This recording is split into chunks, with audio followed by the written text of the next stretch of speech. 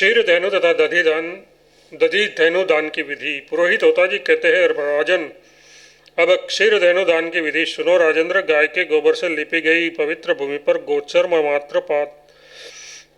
मात्र प्रमाण में सब और कुशाए बिछा दे। उसके ऊपर विवेकी पुरुष कृष्ण मृग का चर्म रखे। उस पर गाय के गोबर से एक विस्तृत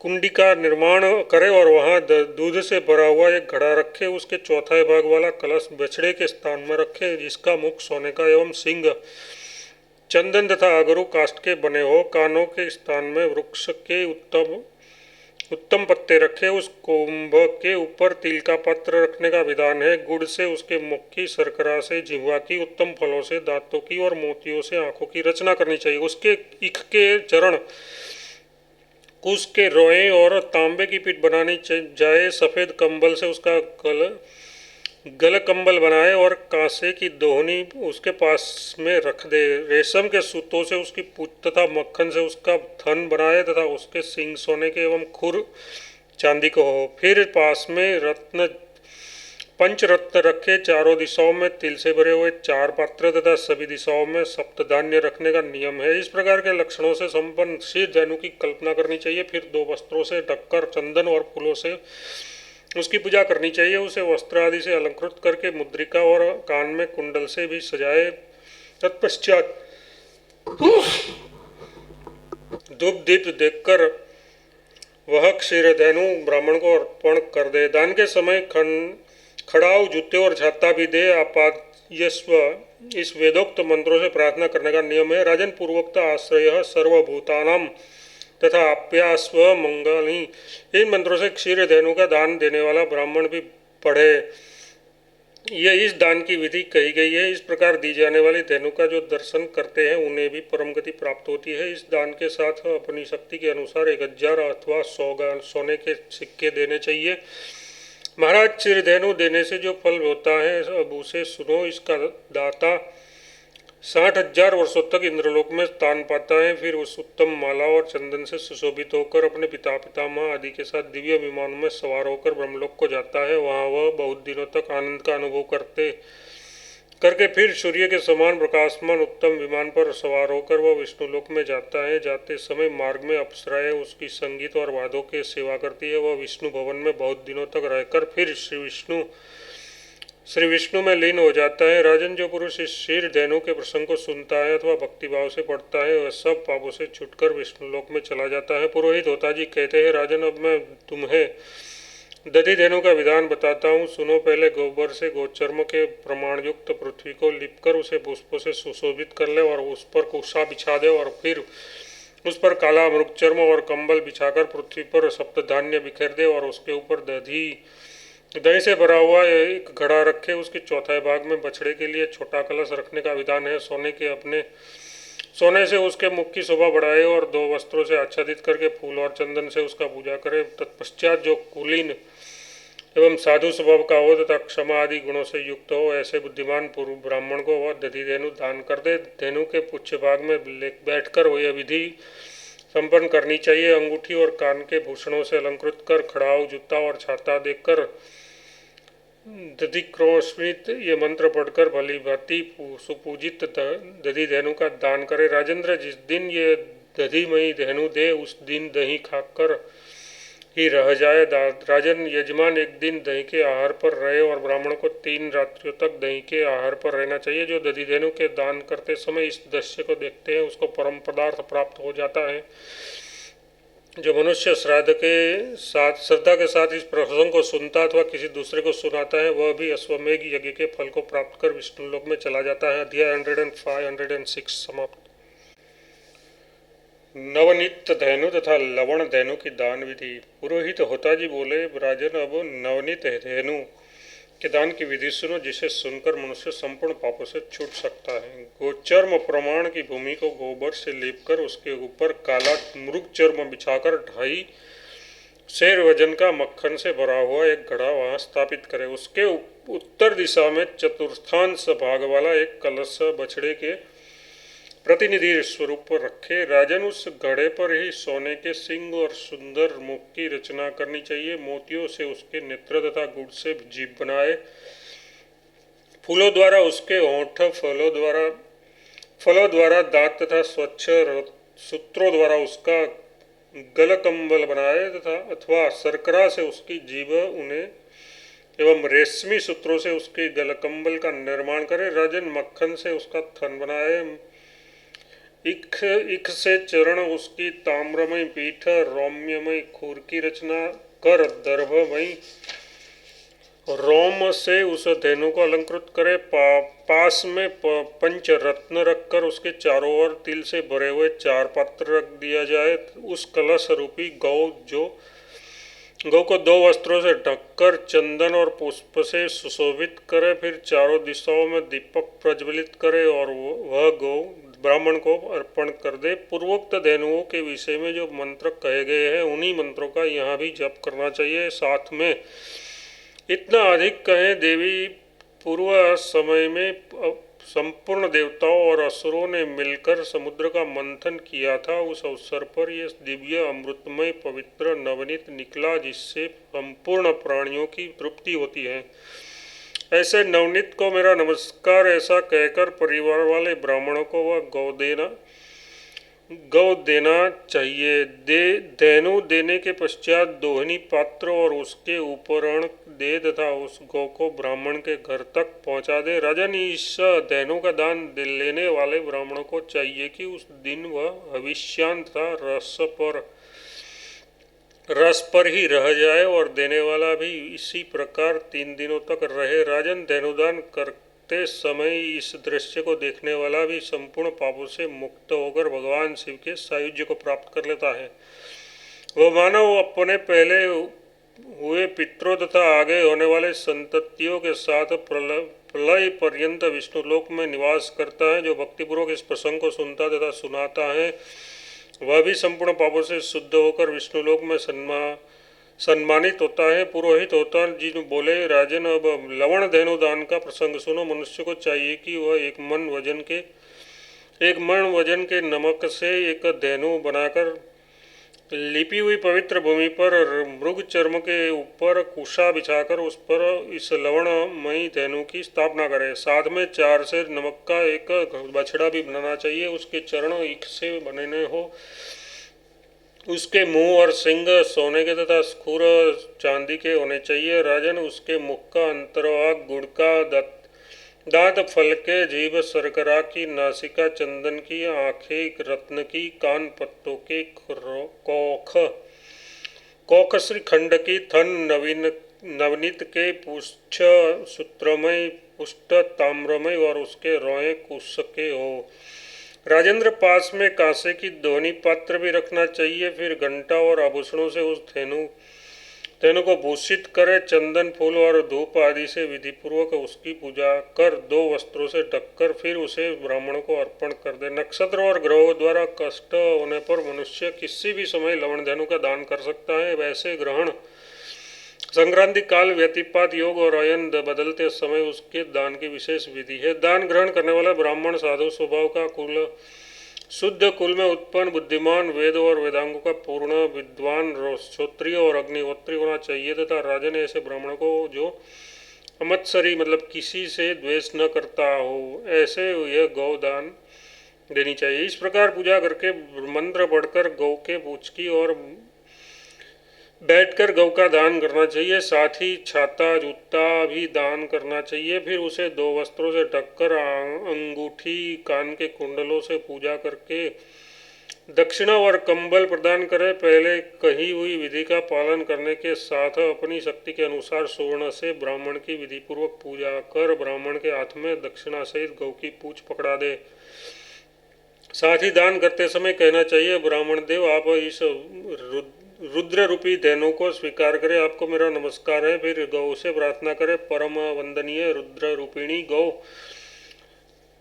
तुम्हें नमस्कार, तुम मेरा मनोरथ पूर्ण करो। लवण धेनु दान कर दाता एक दिन लवण के आहार पर रहे और लेने वाले ब्राह्मण को 3 रात तक लवण के आहार पर रहना चाहिए। दाता इस दान के फलस्वरूप जहाँ भगवान शंकर का निवास है उसे प्राप्त कर लेता है। जो भक्ति के साथ इसका श्रवण करता है अथवा दूसरे को सुनाता है वह मनुष्य संपूर्ण पापों से छुटकर भगवान रुद्र के लोक को प्राप्त करता है। अध्याय 107 108 फिनिश। कपास एवं धान्य धेनु की दान विधि। पुरोहित होतो जी कहते हैं, राजन अब कपासमयी धेनु के दान की विधि बताता हूँ, जिसके प्रभाव से मनुष्य उत्तम इंद्रलोक को प्राप्त करता है। विषव योग अयन अयन के परिवर्तन का समय, अया युगादि तिथि, ग्रह के अवसर, ग्रहों की पीड़ा, दुस्वप्न दर्शन तथा अरिष्ट की संभावना होने पर मनुष्य के लिए ये कपास धेनु का दान श्रेयोवह होता है। राजन, दान के लिए गाय के गोबर से लिपी भूमि पर कुश बिछाकर उस पर तिल बिखेर कर बीच में वस्त्र और माला से सुशोभित कपास के बनी धेनु की स्थापना करनी चाहिए। धूप, दीप और नैवेद्य आदि से श्रद्धापूर्वक मात्सर्य रहित होकर उसकी पूजा करनी चाहिए। कुपणता का त्याग कर 4 भाग कपास से सर्वोत्तम गौ की रचना करे। 2 भार से गौ की रचना करना मध्यम तथा 1 भार से बनी हुई धेनु अधम श्रेणी की कही गई है। धन की कंजूसी का सर्वथा त्याग करना अनिवार्य है। गाय के चौथाई भाग में बछड़े की कल्पना करके उसका दान करना चाहिए। सोने का सिंग, चांदी का खूर, अनेक फलों के दांत और रत्न गर्भ से युक्त धेनु होनी चाहिए। श्रद्धा के साथ ऐसी सर्वांग पूर्ण कपासमय धेनु बनाकर उसका मंत्रों के द्वारा आह्वान एवं प्रतिष्ठा कर उसे ब्राह्मणों को निवेदित कर दे। श्रद्धा के साथ संयम पूर्वक गौ को हाथ से स्पर्श करके दान करना चाहिए। पूर्वोक्त विधि का पालन करते हुए मंत्र पढ़कर दान करें। मंत्र का भाव इस प्रकार है, देवी तुम्हारे भाव में किसी भी देवता का कार्य नहीं चलता, तुम्हारे अभाव में किसी भी देवता का कार्य नहीं चलता। यदि यह बात सत्य है तो देवी तुम इस संसार सागर से मेरी रक्षा करो, मेरा उद्धार करो। पुरोहित होता जी कहते हैं, राजन इस धान्यमय धेनु का प्रसंग सुनो, जिसमें स्वयं पार्वती जी भी संतुष्ट हो जाती है। विषव योग अयन के परिवर्तन का समय अथवा कार्तिक की पूर्णिमा के शुभ समय में इस दान का विशेष महत्व है। इसके दान करने से जैसे राहु से चंद्रमा का उद्धार होता है, वैसे ही मनुष्य पाप से छूट जाता है। अब उसी धेनु दान की उत्तम विधि मैं कहता हूँ। राजेंद्र, 10 धेनु दान करने से जो फल मिलता है वह फल एक धान्यमय धेनु के दान से सुलभ हो जाता है। विद्वान पुरुष को चाहिए कि पहले की भूमि गोबर से लिपी हुई पवित्र भूमि पर काले मृग चर्म बिछाकर उस पर इस धान्य धेनु की स्थापना कर उसकी पूजा करे। 4 दोन 6 मन वजन से अन्न से बनी हुई धेनु उत्तम और 2 दोन 3 मन अन्न के बनी हुई मध्यम मानी गई है। सोने के सिंग, चांदी के खूर, रत्न गोमद तथा अगरू एवं चंदन से उस गाय की नासिका, मोती से दांत तथा घी और मधु से उस गाय के मुख की रचना करें। श्रेष्ठ वृक्ष से पत्तों से कान की रचना कर कांसे का दोहिना पत्र उसके साथ में रखना चाहिए। उसके चरण ईख के और पूछ रेशमी वस्त्र से बनाए, फिर रत्नों से भरे अनेक प्रकार के फलों को उसके पास रखे। खड़ाऊ, जूता, छाता, पात्र तथा दर्पण भी वहाँ रखने की चाहिए। पहले के समान सभी अंगों की कल्पना करें और मधु से उस गाय का सुंदर मुख बनाए। पूर्वक पुण्यकाल उपस्थित होने पर पहले जैसे ही दीपक आदि से पूजा करने के पश्चात सर्वप्रथम स्नान करके श्वेत वस्त्र धारण करें। फिर 3 बार उस गाय की प्रदक्षिणा करें और दंड की भांति उसके सामने लेटकर उसे साष्टांग प्रणाम करना चाहिए। तत्पश्चात ब्राह्मण से प्रार्थना करें, ब्राह्मण देवता, आप महान ऐश्वर्य से संपन्न वेद और वेदांग के पारंगम विद्वान है। द्विज श्रेष्ठ, मेरी दी हुई ये गाय प्रसन्नतापूर्वक स्वीकार करने की कृपा कीजिए। इस दान के प्रभाव से देवादिदेव भगवान मधुसूदन मुझ पर प्रसन्न हो जाए। भगवान गोविंद के पास जो लक्ष्मी विराजती है, अग्नि की पत्नी स्वाहा, इंद्र की सची, शिव की गौरी, ब्रह्मा जी की पत्नी गायत्री, चंद्रमा की ज्योत्सना, सूर्य की प्रभा, बृहस्पति की बुद्धि तथा मुनियों की जो मेघा है, वे सभी यहाँ धान्यमयी अन्नपूर्णा देवी धेनु रूप में मेरे पास विराजमान है। इस प्रकार कहकर वह धेनु ब्राह्मण को अर्पण कर दे। इस प्रकार गोदान करने के बाद दाता व्यक्ति ब्राह्मण के प्रदक्षिणा कर क्षमा मांगे। राजन, धन और रत्नों सहित संपूर्ण पृथ्वी के दान से अधिक पुण्यफल इस धान्य धेनु के दान से मिलता है। राजेंद्र, इसके मुक्ति और भुक्ति रूप फल सुलभ हो जाते हैं, अतः इसका दान अवश्य करना चाहिए। इस दान के प्रभाव से संसार में दाता के सौभाग्य, आयु और आरोग्य बढ़ते हैं और मरने पर सूर्य के समान प्रकाशमान किंकिणी की जालियों से सुशोभित विमान द्वारा अप्सराओं से स्तुति किया जाता हुआ वह भगवान शिव के निवास स्थान कैलाश को जाता है। जब तक उसे ये दान स्मरण रहता है तब तक स्वर्गलोक में उसकी प्रतिष्ठा होती है। फिर स्वर्ग से च्युत होने पर वह जमदीप का राजा होता है। धान्य देनु का ये महात्मा स्वयं भगवान द्वारा कथित है। इसे सुनकर मनुष्य समस्त पापों से मुक्त एवं परम शुद्ध विग्रह होकर रुद्रलोक में पूजा प्रतिष्ठा और सम्मान प्राप्त करता है। अध्याय 109-110 फिनिश। कपिला दान की विधि एवं महात्म्य। पुरोहित होता जी कहते हैं, राजन अब पुरुषोत्तम कपिला गौ का वर्णन करता हूँ जिसके दान करने से मनुष्य उत्तम विष्णुलोक को प्राप्त होता है। पूर्व निर्दिष्ट विधि के अनुसार बछड़े सहित समस्त अलंकारों से अलंकृत तथा रत्नों से विभूषित कर कपिला धेनु का दान करना चाहिए। भगवान वराह पृथ्वी से कहते हैं, भामिनी कपिला गाय के सिर और ग्रीवा में संपूर्ण तीर्थ निवास करते हैं। जो मनुष्य प्रातःकाल उठकर कपिला गौ के गले एवं मस्तक से गिरे हुए जल को प्रेमपूर्वक सिर झुकाकर प्रणाम करता है वह पवित्र हो जाता है और उसी क्षण उसके पाप भस्म हो जाते हैं। प्रातःकाल उठकर जिसने कपिला गौ की प्रदक्षिणा कर ली उसने मानव संपूर्ण पृथ्वी की प्रदक्षिणा कर ली और उसके 10 जन्मों के किए हुए पाप उसी क्षण नष्ट हो जाते हैं। पवित्र व्रत के आचरण करने वाले पुरुष को कपिला गौ के मूत्र से स्नान करना चाहिए। ऐसा करने वाला मानव गंगा आदि सभी तीर्थों से स्नान कर चुका। भक्ति पूर्वक उसके मूत्र से स्नान करने पर मनुष्य पवित्र हो जाता है। फिर जो जीवन पर्यंत स्नान करता है वह पाप से छूट जाए, उसमें संदेह ही क्या। एक मनुष्य जो 1000 साधारण गौदान करता है और दूसरा व्यक्ति जो 1 कपिला गाय दान करता है, इन दोनों का फल समान है। यदि कपिला गौ कहीं मर गई हो तो उसकी हड्डी की गंध को भी मनुष्य जब तक सूंघता है तब तक उसके शरीर में पुण्य व्याप्त होते रहते हैं। कपिला के शरीर को खुजलाना और उसकी सेवा करना परम श्रेष्ठ धर्म माना जाता है। भय एवं रोग आदि के अवसर पर उसकी सेवा करने से जो 100 गौ के दान के तुल्य पुण्य होता है। जो प्रतिदिन भूखी हुई कपिला गौ को एक भी तृण देता है उसे गोमेध यज्ञ का फल होता है और वह अग्नि के समान दीप्यमान होकर दिव्य विमानों द्वारा भगवान के लोकों को जाता है। सोने के समान रंग वाली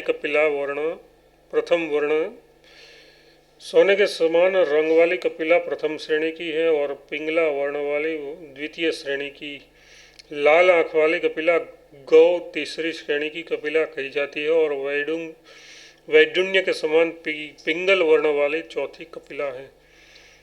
अनेक वर्णों वाली कपिला पांचवी, कुछ श्वेत और पीले रंग वाली छठी, सफ़ेद एवं पीली आँख वाली सातवीं, काले और पीले रंग से मिश्रित आठवीं, गुलाबी रंग वाली नवीं, पीली मूछ वाली 10वीं और सफ़ेद खूर वाली 11वीं श्रेणी की कपिला गौ कही गई है। इन संपूर्ण लक्षणों से युक्त तथा अखिल अलंकारों से अलंकृत की हुई कपिला गौ भक्त ब्राह्मण को दान करनी चाहिए। इस गौ के दान करने पर मुक्ति और भुक्ति की प्राप्ति होती है। साथ ही इस गौ का दान करने से प्रभाव से देने वाला को भगवान विष्णु का मार्ग सुलभ हो जाता है। अध्याय 111 फिनिश।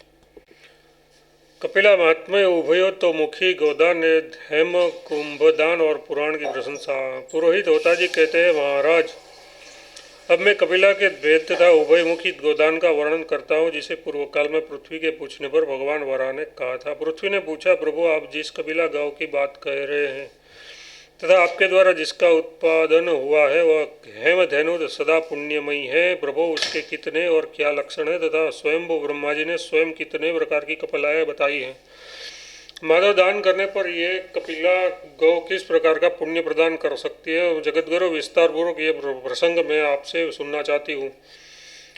भगवान वराह कहते हैं, देवी ये प्रसंग पवित्र एवं पापों का नाश करने वाला है। इसे भली भांति बताता हूँ, सुनो। इसके सुनने मात्र से ही पुरुष अखिल पापों से मुक्त हो जाता है। वराह ने पूर्व काल में ब्रह्मा जी ने संपूर्ण तेजों का सार एकत्र कर यज्ञों में यज्ञ अग्निहोत्र की स्थापना के लिए कपिला गौ का निर्माण किया था। वसुंधरे कपिला गौ पवित्रों को पवित्र पवित्रों को पवित्र करने वाली, मंगलों का मंगल तथा पुण्यों में परम पुण्यमयी है। तप इसी का रूप है। व्रतों में यह उत्तम व्रत, दानों में यह उत्तम दान तथा निधियों में यह अक्षय निधि है। पृथ्वी में गुप्त रूप से या प्रकट रूप से जितने पवित्र तीर्थ हैं एवं संपूर्ण लोकों में ब्राह्मणों, क्षत्रिय एवं वैश्य प्रभृति द्विजातियों द्वारा सायंकाल और प्रातःकाल अग्निहोत्र आदि हवन की जो भी क्रियाएं है वे सभी कपिला गौ के द्रुतक, क्षीर तथा दही से होती है। विधिपूर्वक मंत्रों का उच्चारण कर इसमें व्याप्त द्रुत से जो हवन करता या अतिथि की पूजा करता है वह सूर्य के समान प्रकाशमान विमानों पर चढ़कर सूर्यमंडल के मध्य भाग में होते हुए विष्णुलोक में जाता है। अनंत रूपिणी कपिला धेनु में सिद्धि और बुद्धि देने की पूर्ण योग्यता है। संपूर्ण लक्षणों से लक्षित जिन कपिला धेनु का पहले वर्णन किया गया है वे सभी महान ऐश्वर्य से संपन्न है। उसकी कृपा से निश्चय ही मानवों का उद्धार हो जाता है। जिसने कपिला के एक भी लक्षण घटित हो ऐसी स्थिति में संपूर्ण पापों का नाश करने वाली कपिला धेनु को सर्वोत्तम कहा गया है। ऐसी कपिला के पुच्छ, मुख और रोम सब अग्नि के समान माने जाते हैं। ये अग्निमय कपिला देवी सुवर्णाख्या बताई जाती है। जो ब्राह्मण प्रबल इच्छा के कारण हीन व्यक्ति से ऐसी कपिला धेनु दान में लेकर उसका दूध पीता है तो इस निंदित कर्म के कारण उस अवध ब्राह्मण को पतित के समान समझना चाहिए। जो ब्राह्मण हीन व्यक्तियों से कपिला का दान लेता है उसके भीतर उसी समय से अपवित्र स्थान में पड़ जाते हैं। ऐसे ब्राह्मण से बातें भी नहीं करनी चाहिए और एक आसन पर भी नहीं बैठना चाहिए। वसुंधरे ब्राह्मण समाज दूर से ही ऐसे प्रतिग्राही ब्राह्मण का त्याग कर दे। यदि ऐसे प्रतिग्राही ब्राह्मण से वार्तालाप हो गया या एक आसन पर बैठ गया तो उस बैठने वाले ब्राह्मण को प्रजापत्य एवं कुछ व्रत करना चाहिए, तब उसकी शुद्धि होती है। अन्य करोड़ों विस्तृत दानों की क्या आवश्यकता। एक कपिला गौ का दान ही साधारण 1000 गौ के दान के समान है। क्षत्रिय, दरिद्र, शुद्ध आचार वाले तथा अग्निहोत्री ब्राह्मण को एक भी कपिला गौ देना सर्वोत्तम है। गृहश्रमी पुरुष को चाहिए कि दान देने के लिए जल्दी ही प्रसव करने वाले धेनु का पालन करे। जिस समय वह कपिला धेनु आधा प्रसव करने की स्थिति में हो जाए उसी समय उसे ब्राह्मण को दान कर देना चाहिए। जब उत्पन्न होने वाले बछड़े का मुख योनि से बाहर दिखने लगे और शेष अंग अभी भीतर ही रहे यथार्थ अभी पूरे गर्भ का उससे मोचन मतलब बाहर नहीं किया तब तक वह धेनु संपूर्ण पृथ्वी के समान मानी जाती है। वसुंधरे ऐसी गाय का दान करने वाले पुरुष ब्रह्मवादियों से सुपूजित होकर ब्रह्मलोक में उतने करोड़ वर्षों तक निवास करते हैं जितनी की धेनु और बछड़े के रोमों की संख्याएं होती है। सोने के सिंह चांदी के खूर से संपन्न करके कपिला गौ ब्राह्मण के हाथ में दे। दान करते समय उस धेनु का पुच्छ ब्राह्मण के हाथ पर रख दे। हाथ पर जल लेकर शुद्ध वाणी में ब्राह्मण से संकल्प पढ़ावे। जो पुरुष इस प्रकार उभयमुखी गौ का दान करता है उसने मानव समुद्र से घेरी हुई पर्वतों और वनों से तथा रत्नों से परिपूर्ण समूची पृथ्वी का दान कर दिया। इसमें कोई संशय नहीं। ऐसा पुरुष इस दान से निश्चय ही पृथ्वी दान के तुल्य फल का भागी होता है। वह अपने पितरों के साथ आनंदित होकर भगवान विष्णु के परम धाम में पहुंच जाता है। ब्राह्मण का धन छीनने वाला गोघाती अथवा गर्भपात करने वाला पापी, दूसरों को ठगने वाला वेद निंदक, नास्तिक, ब्राह्मणों का निंदक और सत्कर्म में दोष दृष्टि रखने वाला महान पापी समझा जाता है। किंतु ऐसा घोर पापी भी बहुत से स्वर्णों से युक्त उभयमुखी गौ के दान से संपूर्ण पापों से मुक्त हो जाता है। श्रेष्ठ भाव वाली पृथ्वी देवी दाता को चाहिए कि उस दिन खीर का भोजन करे और दूध के ही सहारे रहे। गोदान के समय ब्राह्मण से प्रार्थना करे, मैं यह उभयमुखी गाय देता हूँ, आप इसे स्वीकार करें। उसके प्रभाव से मेरा इस-लोक तथा परलोक में निश्चय ही कल्याण हो। ऐसी फिर गाय से प्रार्थना करे, अपने वंश की वृद्धि के लिए मैंने तुम्हें दान में दिया, तुम सदा मेरा कल्याण करो। दान लेते समय ब्राह्मण उभयमुखी धेनु से प्रार्थना करे, धेनु अपने अपने कुटुंब की रक्षा के लिए मैं दान रूप में तुम्हें स्वीकार कर रहा हूँ। देवताओं की दात्री तुम्हें नमस्कार। रुद्राणी तुम्हें बारंबार नमस्कार। तुम्हारी कृपा से मेरा निरंतर कल्याण हो। आकाश आकाश तुम्हारा दाता और पृथ्वी गृहित्री है। आज तक कौन इसे किसके लिए देने में समर्थ हो सका है। वसुंधरे ऐसा कह देने पर दाता ब्राह्मण को विदा करे और ब्राह्मण उसी धेनु को अपने घर ले जाए। वसुंधरे, इस प्रकार प्रसव के समय गाय का जो दान करता है उसने मानो 7 द्वीपों वाली पृथ्वी का दान कर दिया। इसमें कोई संशय नहीं। चंद्रमा के समान मुख वाली सूक्ष्म मध्य भाग वाली तपाए हुए स्वर्ण वर्ण की कपिला गौ की प्रसव करते समय संपूर्ण वेद देव समुदाय निरंतर स्तुति करता है। जो व्यक्ति प्रातःकाल उठकर समाहित चित्त से 3 बार भक्तिपूर्वक इस संकल्प गोदान विधान को पढ़ता है उसके वर्ष भर के किए हुए पाप उसी क्षण इस प्रकार नष्ट हो जाते हैं जैसे वायु के झोंके से धूल के समूह। जो पुरुष श्राद्ध के अवसर पर इस परम पावन प्रसंग का पाठ करता है उस बुद्धिमान पुरुष के अंतर में दिव्य संस्कार भर जाते हैं और पितर उसकी वस्तुओं को बड़े प्रेम से ग्रहण करते हैं। अमावस्या तिथि में ब्राह्मणों के सम्मुख जो इसका पाठ करता है उसके पितर 100 वर्ष के लिए तृप्त हो जाते हैं। जो पुरुष मन लगाकर निरंतर इसका श्रवण करता है उसके 100 वर्षों के भी किए हुए पाप नष्ट हो जाते हैं। पुरोहित होता जी कहते हैं, राजेंद्र, इस प्रकार प्राचीन गोदान महिमा के रहस्य को भगवान वराह ने पृथ्वी को सुनाया था। संपूर्ण पापों को शांत करने वाला ये पूरा प्रसंग मैंने तुम्हें सुना दिया। माघ मास के शुक्ल पक्ष की द्वादशी के दिन तिल धेनु का दान करना चाहिए। इसके फलस्वरूप दाता संपूर्ण कामनाओं से संपन्न होकर अंत में भगवान विष्णु के पद को प्राप्त करता है। महाराज, श्रावण मास के शुक्ल पक्ष की द्वादशी तिथि के दिन स्वर्ण के साथ प्रत्यक्ष धेनु का दान करना चाहिए। राजेंद्र, ऐसे तो सभी समय में सब प्रकार की धेनुओं का दान करना उत्तम है, पर इस दान से सब प्रकार के पाप शांत हो जाते हैं और दाता को मुक्ति भुक्ति सुलभ हो जाती है। यह प्रसंग बड़ा विस्तृत है जिसे मैंने तुमसे संक्षिप्त में बताया है। धेनु का दान मनुष्य के लिए सब प्रकार की कामनाएं पूर्ण करने वाला है। राजेंद्र, जो ऐसा कुछ भी नहीं करता वह भूख से अत्यंत पीड़ित होता रहता है। राजन, इस समय कार्तिक का महीना चल रहा है। इसमें भौतिक रत्नों और विधियों औषधियों से युक्त ब्रह्मांड का दान करना चाहिए। देवता दानव और यक्ष सब ब्रह्मांड के ही अंतर्गत है। ये संपूर्ण बीजों और रसों से समन्वित है। इसे हेममय बताया गया है। कार्तिक में शुक्ल पक्ष की द्वादशी के दिन अथवा विशेष करके पूर्णमासी के दिन अवसर पर इस रत्न से ब्रह्मांड कृत को श्रेष्ठ पुरोहित को भक्ति के साथ दान करे। राजन, ब्रह्मांड भर में जितने तीर्थ हैं तथा जितने दान हैं वे सभी इस ब्रह्मांड दाता पुरुष के द्वारा संपन्न हो गए, ऐसा समझना चाहिए। संक्षेप से इस प्रसंग तुम्हें बता दिया। राजन, जो पुरुष हजारों दक्षिणाओं से संपन्न होने वाला यज्ञ करता है वह ब्रह्मांड के किसी एक देश की पूजा करता है, पर जो पुरुष इस सारे ब्रह्मांड की अर्चना कर सामग्री दान करता है उसके द्वारा मानो सभी हवन पाठ और कीर्तन विधिपूर्वक संपन्न हो गए।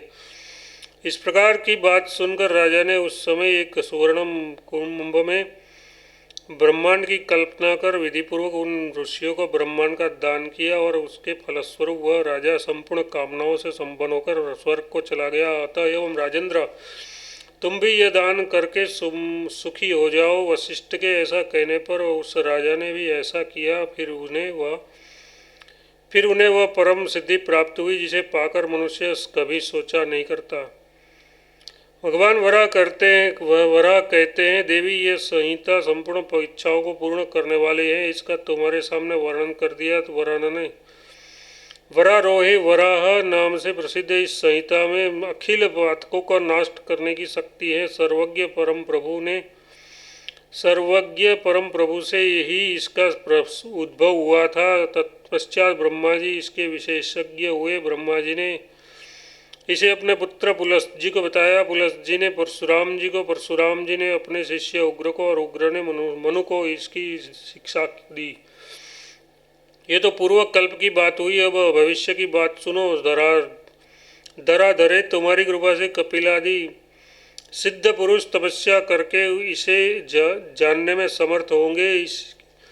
इसी क्रम से फिर इसका ज्ञान वेद व्यास को होगा। वेद व्यास के शिष्य रोमहर्षण जी नाम से विख्यात होंगे। वे सुनक के पुत्र सौनक से इसका कथन करेंगे, इसमें कुछ संदेह नहीं। कृष्ण द्वैपायन वेदव्यास जी सबके गुरु होंगे। वे 18 पुराणों के गाता है जो इस प्रकार कहे गए हैं। पहला ब्रह्म पुराण, दूसरा पद्म पुराण, तीसरा वायु पुराण, चौथा शिव पुराण, पांचवा भागवत पुराण, छठा नारद पुराण, सातवां मार्कंडेय पुराण, आठवां अग्नि पुराण, नवा भविष्य पुराण, 10वां ब्रह्म वैवर्तन पुराण, 11वां लिंग पुराण, 12वां वराह पुराण, 13वां स्कंद पुराण, 14वां वामन पुराण, 15वां कूर्म पुराण, 16वां मत्स्य पुराण, 17वां गरुड़ पुराण और 18वां ब्रह्मांड पुराण। वसुंधरे जो पुरुष कार्तिक मास की द्वादशी तिथि के दिन भक्तिपूर्वक इसका पठन एवं व्याख्यान करता है, वह यदि संतानहीन हो तो उसे अवश्य ही पुत्र की प्राप्ति होती है। प्राणियों को आश्रय देने वाली देवी